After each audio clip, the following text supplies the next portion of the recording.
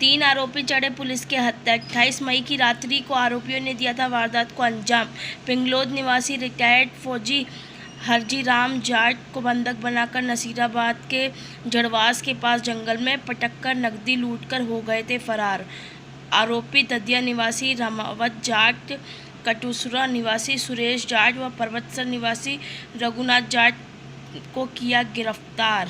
जो लूट की वारदात जो आपने खोली है, 3 जने उसमें गिरफ्तार हुए हैं, उसका थोड़ा खुलासा कीजिए, वो क्या मामला है?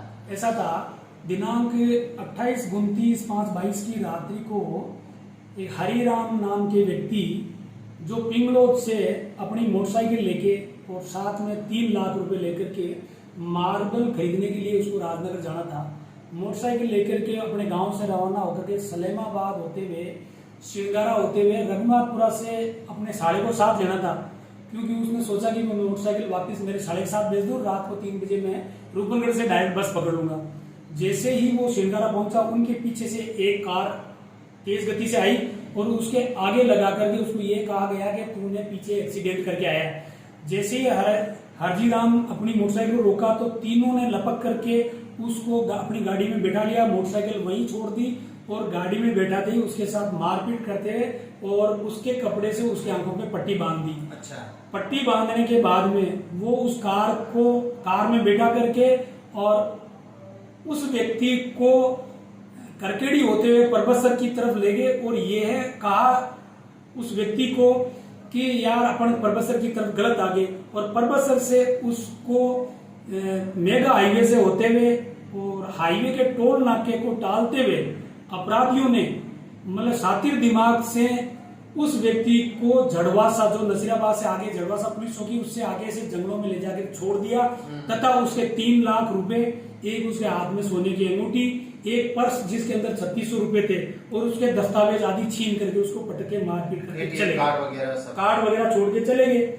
हमारे पास सूचना नसीराबाद सदर थाने से प्राप्त हुई, इस तरह से आपके इलाके में ये घटना घटित हुई। फिर परिवादी हमारे यहाँ आया, उसने रिपोर्ट दर्ज कराई, मुकदमा दर्ज किया, मुकदमा दर्ज करके अनुसंधान प्रारंभ किया और प्रार्थी को साथ में लेकर के हमने इसके साथ जो वारदात हुई उस घटनाक्रम को रिक्रिएट किया।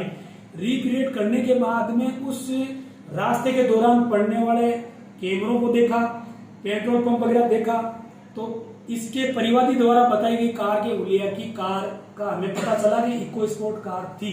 उसके अंदर ये लोग अपराधी इसको लेकर के अपहरण करके लेके चले गए थे। उस कार के बारे में हमने जानकारी की। जानकारी करने में पता चला कि उस कार के पीछे का शीशा टूटा हुआ था। इस बात की तारीफ मुस्तकिस ने भी की थी। तो हमने किशनगढ़ में कार के शीशे लगाने वाले मिस्त्रियों से जानकारी करने पे पता चला तो इस कार के शीशे लगाने के लिए अपराधियों ने साई दे रखी थी। उस साई के लिए अपराधी कार लेने के लिए आए तो उसका मालूम पड़ा आधार पे इन तीनों अपराधी, नंबर 1 रामावतार जाट निवासी दादिया का है, दूसरा सुरेश जाट निवासी कटसुरा का है, तीसरा रघुनाथ जाट निवासी खानपुरा जो नागौर जिले परबतसर थाने का रहने वाला है। दादिया अरई थाने में पड़ता है, कटसुरा अरई थाने में पड़ता है और रघुनाथ है जो खानपुरा पुलिस थाना परबतसर में पड़ता है।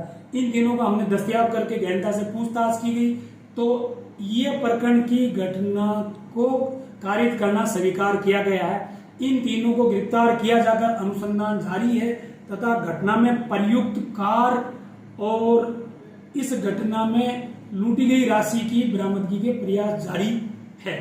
मुलजिम को पुलिस अधीक्षक में लिया जाकर गहनता से अनुसंधान जारी है। ये मुलजिम पहले भी किन्हीं मामलों में हाँ, इनमें से एक मुलजिम जो सुरेश है, ये पूर्व में शाहपुरा थाना जो जयपुर जिले में है वहां भी बंद हो रखा है और अपने इस थाने में भी वर्ष 2021 में एक एनडीपीएस मामले में गिरफ्तार हो रखा है तथा रघुनाथ एक मोटरसाइकिल के चोरी के मामले में परबतसर में भी गिरफ्तार हो चुका है। रामावतार का अभी प्रथम दृष्टया कोई आपराधिक रिकॉर्ड नहीं पाया गया।